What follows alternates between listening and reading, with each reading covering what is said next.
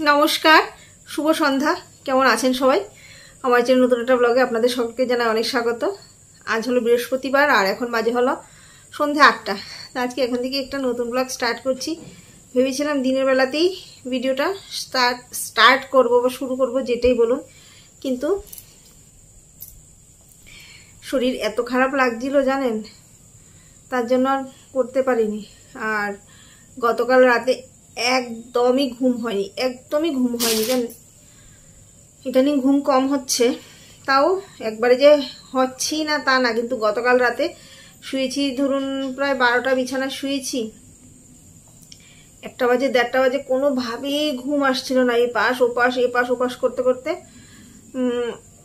মানে একটা টাইমে মনে হচ্ছিল যে কান্না চলে আসছিল, যে বিছানায় পড়ে থেকে যদি ঘুম না আসে দেখবেন এর চাইতে অশান্তির আর কোনো কিছু নেই। রীতিমতন আমার কান্না চলে আসছিল যে ঘুম কেন আসছে না। তারপর ঘুম না আসলে বারবার টয়লেটে যেতে হয়, ওইটা তো আছেই। তো তার জন্য আজকে ঘুম থেকে উঠতে অনেকটা দেরি হয়ে গেছে। ওই ধরুন প্রায় 2টো আড়াইটার দিকে হবে, একটু ঘুম লেগেছে। আবার ভোরবেলা উঠে বাথরুম গেছি, আবার এসে শুয়েছি। এই করতে করতে তারপর যখন আবার ভোরবেলা বাথরুম থেকে এসে ঘুমালাম, আবার ঘুম পেয়ে গেছে অনেকটা। একটু ঘুম হয়েছিল, ঘুমের মধ্যে কি জানি স্বপ্ন দেখছিলাম, আর স্বপ্ন দেখলে না ডিপ স্লিপ হয়, তো একটু সময় ঘুমিয়েছি, যার জন্য ঘুম থেকে উঠতে প্রায় 9টা 9:30 বেজে গেছে। তারপর এত তাড়াহুড়ো করে কাজ করেছি, রান্নাবান্না করেছি, তারপর আর আমার শরীর চলছিল না, মনে হচ্ছিল সারা গা হাত পা কাঁপছিল আর বমি বমি ভাব করছিল। যাই হোক, তার জন্য আর ভিডিওটার করতে পারিনি। ভেবেছিলাম করব, কিন্তু তারপর আর হয়ে ওঠেনি। শরীর এত খারাপ লাগছিল,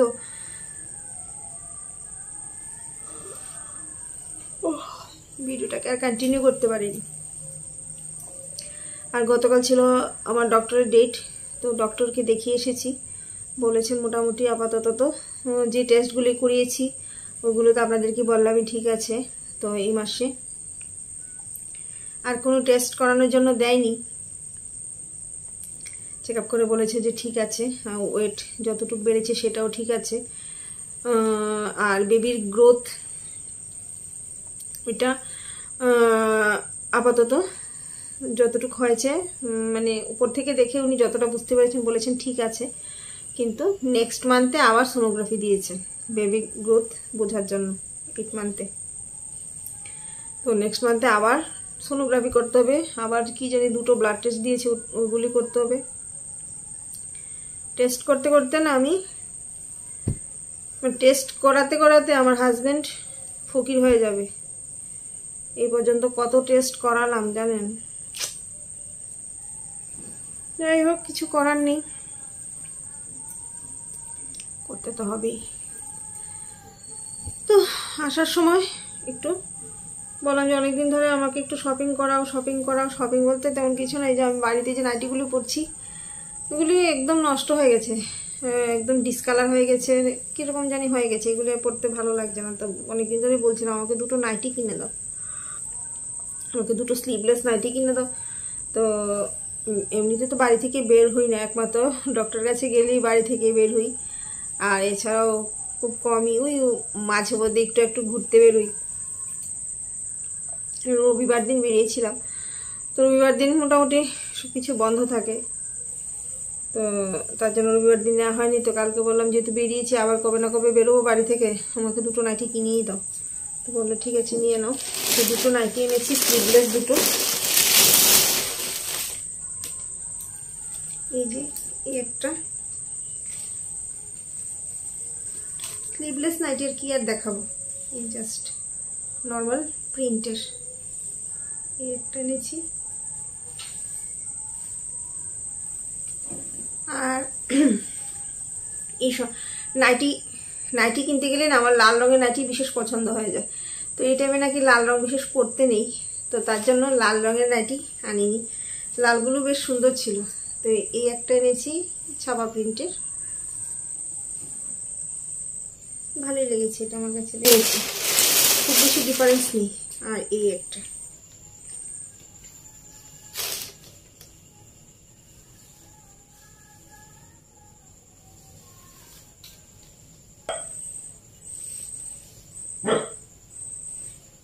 এই দুটো স্লিভলেস নাইটি কিনলাম। এগুলি কিনতে গিয়ে মনে হলো যে আরও দুটো নাইটি আমার দরকার, এই যে সামনে কাটা যেগুলো থাকে ওইগুলো। কারণ আমার আগে মানে আমার মেয়ে তো নর্মাল ডেলিভারিতে হয়েছে, কিন্তু এবার আর আমার নর্মাল ডেলিভারির বিশেষ ইচ্ছা নেই। ইচ্ছা আছে যে সি সেকশনেই যাব। যদিও ডক্টরকে এখনও কিছু বলিনি, ডক্টর আমাকে এই নিয়ে এখনও কোনো কথা বলেনি যে সি সেকশন নাকি নর্মাল। তো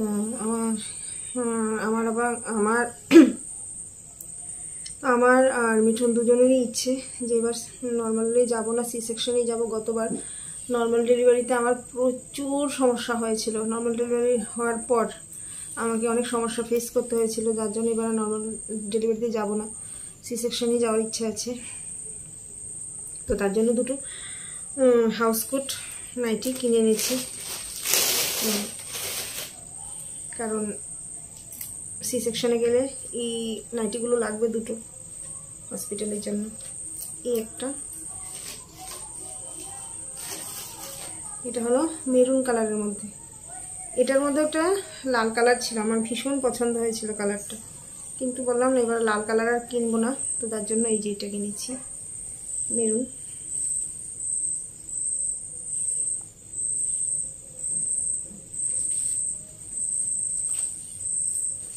মোটামুটি দেখুন সেম কালারই তিনটে। আরেকটা রেখেছি, এই কালারটা আমার সবচেয়ে বেশি পছন্দ হয়েছে। স্লিভলেসের মধ্যে আমি ইয়েলো কালার খুঁজেছিলাম, নেই, তো এটা হলো অরেঞ্জ ইয়েলো কালার। এটা আমার সবচেয়ে বেশি ভালো লেগেছে। এরকম প্রিন্টের মধ্যে একটা লাল কালার আমার ভালো লেগেছিল, কিন্তু লাল যেহেতু আনিনি। এই যে দেখুন প্রিন্টটাও বেশ সুন্দর।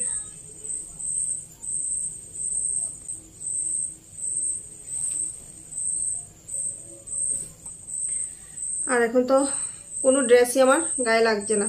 এর আগেও আমি বলছিলাম যে আমার ড্রেসগুলি আমার হচ্ছে না,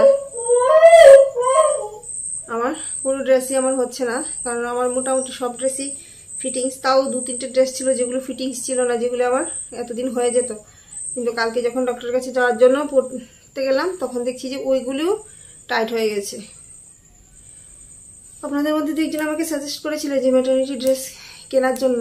দেখুন ড্রেস তো কেনাই যায়, কিন্তু এখন ড্রেস কিনে পয়সাগুলো ফালতু পয়সা নষ্ট করব ওইটাও চিন্তা করি, ঠিক আছে, কারণ ড্রেসের তো অনেক দাম। ফালতু পয়সা নষ্ট করতে চাই না এটা ওটা কিনে, কারণ মেডিসিন কিনতে কিনতেই অবস্থা সিরিয়াস হয়ে যাচ্ছে।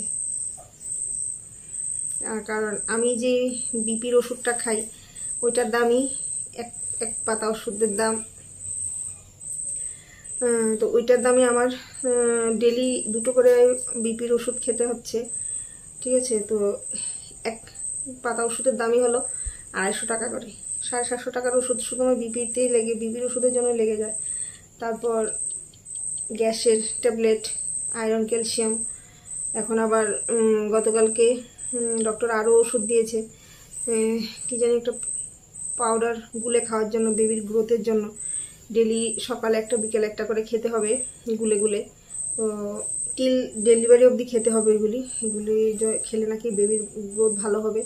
তো এক প্যাকেটের দাম 60 টাকা করে, 60 রুপিস। তো ডেলি দুটো করে খেতে হলে 120 রুপিস করে ডেলি। তো এছাড়াও আরও অনেক কিছু, আর তো টেস্ট তো চলছেই। তারপর যে আবার ড্রেস কিনবো, সে কিনবো, সেটা সত্যি আর হয়ে উঠছে না। নাইটিগুলি কিনেছি সেটাই মনের মধ্যে যেমন পাপ বোধে ভুগছি যে এগুলি কেন কিনলাম। অনেকগুলো টাকা খরচা করে ফেলেছি। মিঠুনকে বারবার বলছি, কি গো তোমার অনেক টাকা খরচা করিয়ে দিয়েছি। বলছে খরচা লাগলে তো লাগবেই, কিনতে যখন লাগবে তো লাগবেই, এত কথা চিন্তা করে তো আর হবে না। জানি সংসার চালাতে আর ওষুধ কিনে খেতে টেস্ট করতেই রীতিমতো কষ্ট হয়ে যাচ্ছে, জানেন, খুব কষ্ট হয়ে যাচ্ছে। আর একেবারে না খেয়ে যে সেদ্ধ ভাত খেয়ে দিন কাটাবো সেটাও তো পসিবল না, খেতে তো হয়। কয়দিন আর আপনি যারা ননভেজ খায় তারা কয়দিন আর নিরামিষ খেয়ে দিন কাটাতে পারে বলুন? এটা ওইটা সেদ্ধ ভাত খেয়ে কি দিন কাটানো যায়? একদমই না। আমাদের যাদের মাছ মাংস খেয়ে অভ্যাস, খেতে হয়।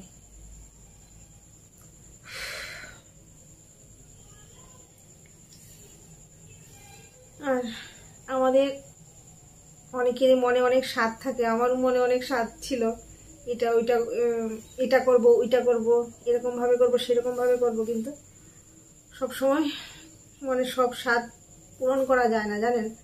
সবারই মনে স্বাদ থাকে যে এটা লাইফের একটা এমন একটা ফেজ, এমন একটা সময় যেটাকে সবাই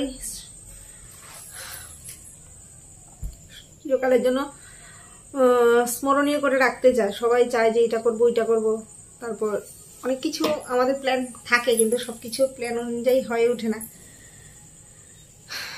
তো আমারও মনে একটা স্বাদ ছিল যে স্বাদ খাওয়ার, যে স্বাদ মানে বেবি শাওয়ার আমার মেয়ের দিনে, তো এটা হয়েছিল। আমার মেয়ের যে ঠাকুমা উনি আমাকে স্বাদ খাইয়েছিলেন।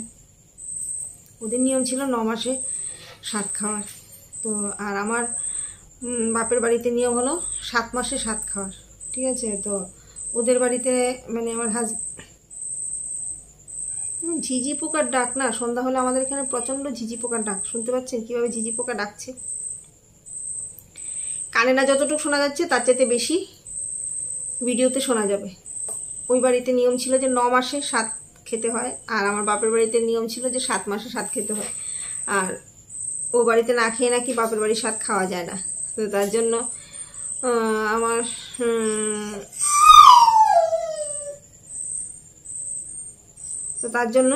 ওর বাড়িতে 9 মাসে স্বাদ খাওয়ার পর মা আর আমাকে স্বাদ খাওয়াতে পারেনি, কারণ ওদের নিয়ম 7 মাসে। তো 9 মাসে ওদের নিয়ম নেই স্বাদ খাওয়ানোর। তার জন্য নিয়ম না থাকলেও আমার মা আমাকে শাড়ি টাড়ি কিনে দিয়েছিলেন। তারপর একদিন একদম সাজিয়ে গুছিয়ে আমি যা যা খেতে পছন্দ করি ভালো মন্দ রান্না করে খাইয়েছিলেন। একটা স্বাদের মতনই, নিয়ম ছাড়া স্বাদ আর কি, ওরকম করে খাইয়েছিলেন। তো এবারও মনের মধ্যে তো ইচ্ছে হয় বলুন যে ওদের নিয়ম থাকলে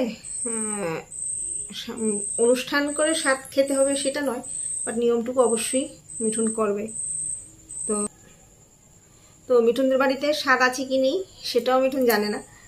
তো আমার এক দিদি বলেছিলেন যে তুমি বাড়িতে বা তোমার রিলেটিভ কাউকে ফোন করে জিজ্ঞেস করো যে তোমাদের স্বাদ আছে কি না। যদি থাকে তাহলে অবশ্যই একটুখানি নিয়ম করে রাখবে, না হলে পরবর্তী জেনারেশনকে আর কখনো এটা স্বাদ খাওয়ানো যায় না। নিজের সময় না করলে পরে এটা করা যায় না। তো তুমি একটুখানি হলেও নিয়ম করবে। তো সেই অনুযায়ী মিঠুন ওর কাকিমণিকে বোধহয় ফোন করেছিল। তো উনি জানালেন ওনাদের নাকি স্বাদ খাওয়ানোর নিয়ম নেই, ওদের কাউকে নাকি স্বাদ খাওয়ানো কখনো হয়নি, এটা ওদের নিয়মের মধ্যে পড়েই না, নিয়ম নেই। শুনে না মনের মধ্যে খুব কষ্ট হয়েছে জানেন, যে ওদের স্বাদ খাওয়ানোর নিয়মই নেই। যাই হোক, নিয়ম না থাকলে আর কি করা যাবে? নিয়ম না থাকলে তো নিয়মের বাইরে গিয়ে কোনো কিছু করা যাবে না।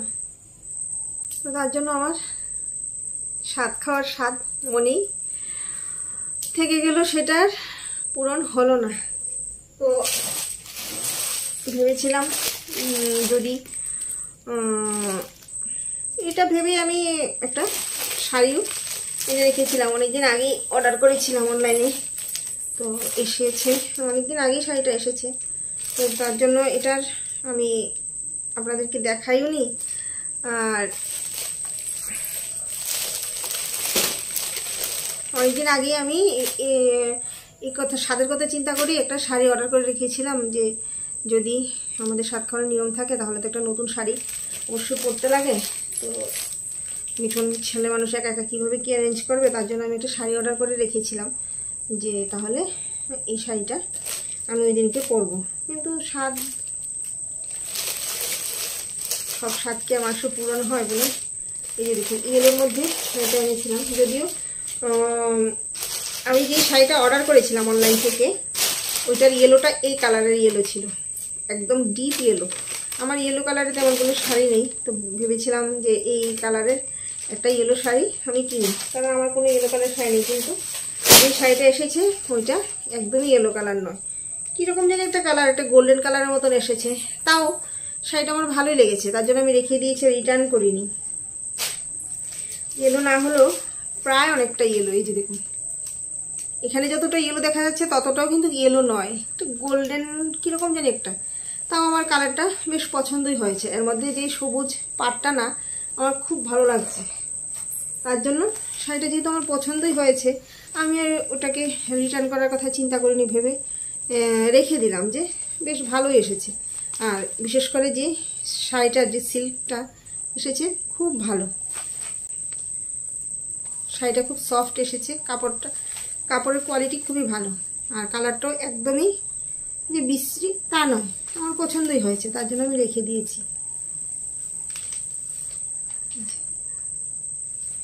সঙ্গে এই ব্লাউজ পিসটা, এটা দেখুন খুব সুন্দর।